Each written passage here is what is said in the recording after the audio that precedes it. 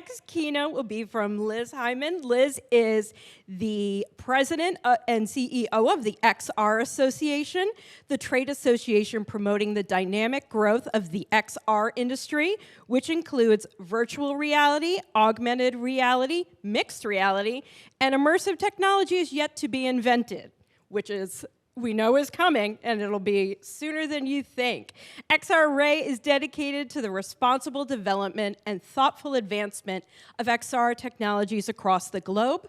Prior to joining XRA, Liz served as the Executive Vice President of Public Advocacy at the Computing Technology Industry Association, where she led the association's outreach to members of Congress, the executive branch, and other international, federal, state, and local government institutions that shape public policies impacting the IT industry.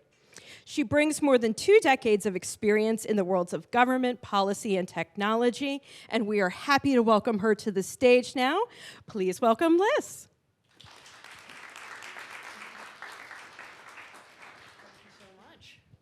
So I guess I'm a fellow New Englander, by the way, and I was just up in Vermont where I only had access to DSL in my home. So this is a very important topic to me. But yeah, it's great to be here. Thank you to the Nexon team. I'm excited to be able to talk to you a little bit about this.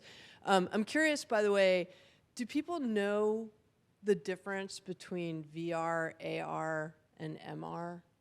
Is that MR, mixed reality? So virtual, augmented, mixed reality. Let me just take one moment. I'm messing up Andrea back there to explain this. But virtual reality, you wear one of those funny headsets, right? And you are completely occluded from the real world. And you're in a virtual world. So it's completely immersive. And augmented reality, you have a good view of everything that's going on in your world. You can see it. But there's information overlaid that is augmenting what you are seeing in real life. And mixed reality, oftentimes you're dealing with holographic images that you can actually interact and manipulate.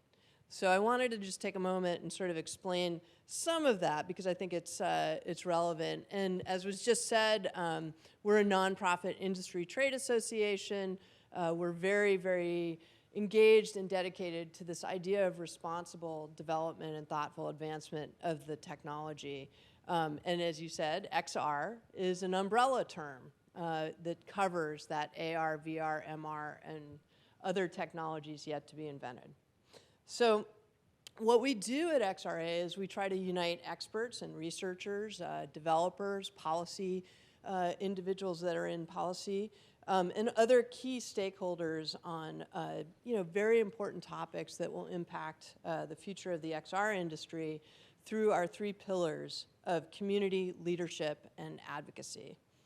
And the other thing I really want to express, because I'm pretty passionate about the technology, but it's vital that we're good stewards, where we are bringing this technology and building it in a way that ensures trust, ensures safety and well-being, for the users, and that it is inclusive. So that's very much a part of our DNA. And it means that we need everyone's buy-in. It means that we need diverse voices. We need folks with different life experiences to help build this technology from the get-go.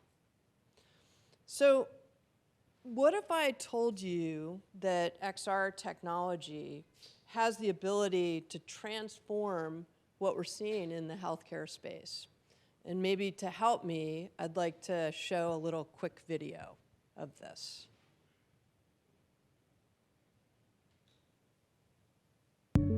XR technologies have really had 2 domains of success in healthcare and medicine, and the domains are patient-focused as well as provider-focused. For many patients who are physically limited, therapeutic escape provides them with guidance, meditation, as well as distraction therapies.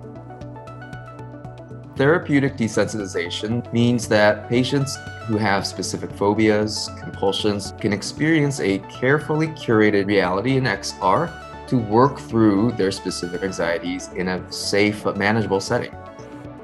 XR Technologies holds tremendous potential for providers in the healthcare space. Three-dimensional visualization really helps aspiring doctors and nurses and all healthcare trainees to understand very complex visual spatial concepts that are really difficult to visualize in other modalities. Also, XR technologies are really allowing people to train in a low-stakes environment to make mistakes while they're learning on these complex technologies.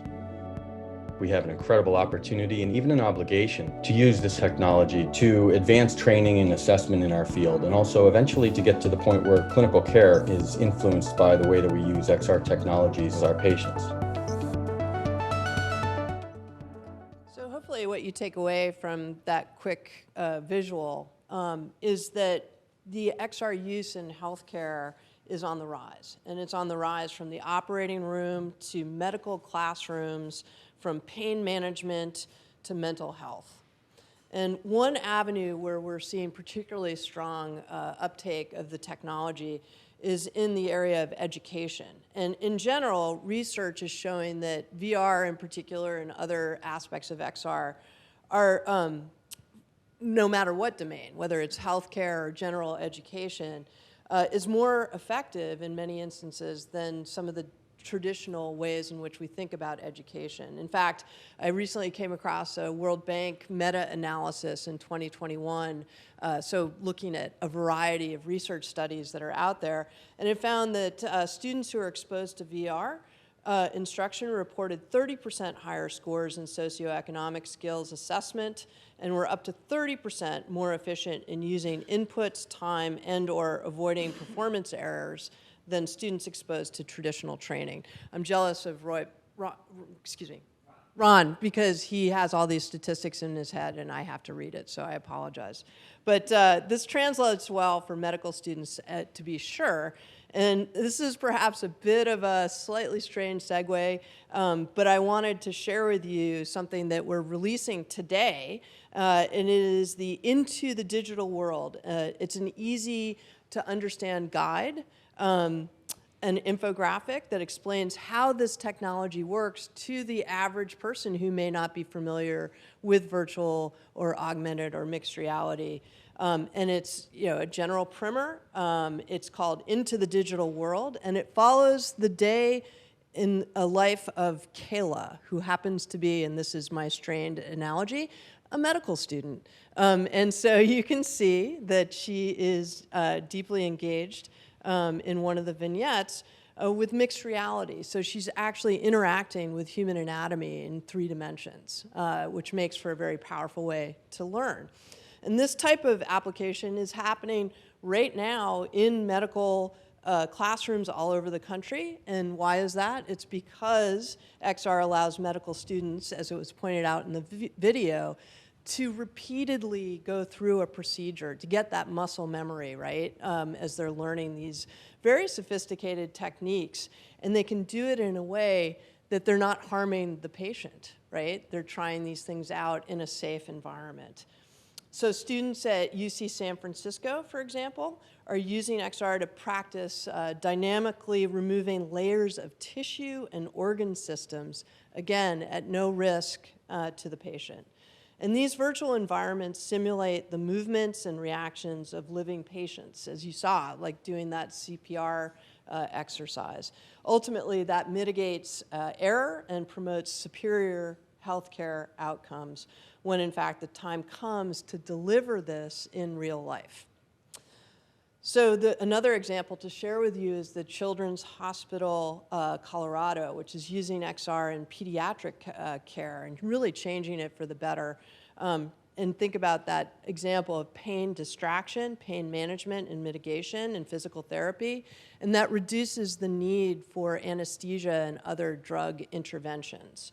Physicians and researchers are also exploring how to use virtual reality as a safe and sustainable alternative to opioids for pain management. And this is, the way it works is that VR actually influences a patient's emotional state, and it gives that attention to the pain. It almost blocks some of the neural connections because your system is now focused on this virtual world. One study of patients with neuropathic pain found a 69% reduction in pain during VR sessions and a 53% reduction immediately following. So it sustains. That's the important thing. We've all had the experience of being at the doctor's office, whether it's through Zoom or in person. Some of us, myself included, have experienced surgery, and there's nothing more important than that relationship with your doctor to help with your own health and mental well-being. And XR holds the promise, I believe, of being a true game changer to help enhance that relationship, because it helps doctors to train, and it helps you in understanding your doctor and the way in which you can interact with your healthcare. And so from training physicians' responses during the height of COVID-19, which we saw, you could actually see visuals of how the COVID disease was impacting lungs by looking at it in a three-dimensional model, and that was invaluable to many doctors who were trying to figure out where was this going. To working with veterans who are suffering from post-traumatic stress disorder, and you can put the patient into exposure therapy through virtual reality and treat it in real time. There's a lot of promise in this space. So future technologies, and this is what I wanted to really kind of drive home, and I think is true with Zoom as well. These are emerging technologies, whether it's XR or AI, machine learning, robotics, the volume of video conferencing that we're doing. These are very, very data intensive, broadband intensive technologies. And so they demonstrate that we need to continue to expand access to broadband. And over the next decade, innovating new XR technologies and expanding broadband networks will provide massive economic benefit, but also massive relief in terms of the healthcare and the peace of mind that you may be able to get because of your healthcare experience. So I wanted to just sort of share a little bit in vivid color today. Tomorrow we're hosting the AR/VR Policy Conference. It's our second annual conference. We're going to be sort of catty corner up at Convene. And we're going to be talking about an array of issues, including its application in healthcare. The time now is vital in terms of having these conversations, understanding how the technology works. I hope you'll take a moment to grab the guide, I believe is at the back of the room, and share with your colleagues how this technology might work and what it means both in healthcare, but frankly, across any of the sectors that we see today. It's really playing a remarkable role. So I want to thank all of you. I really appreciate your time today, and cheers. Enjoy the conference.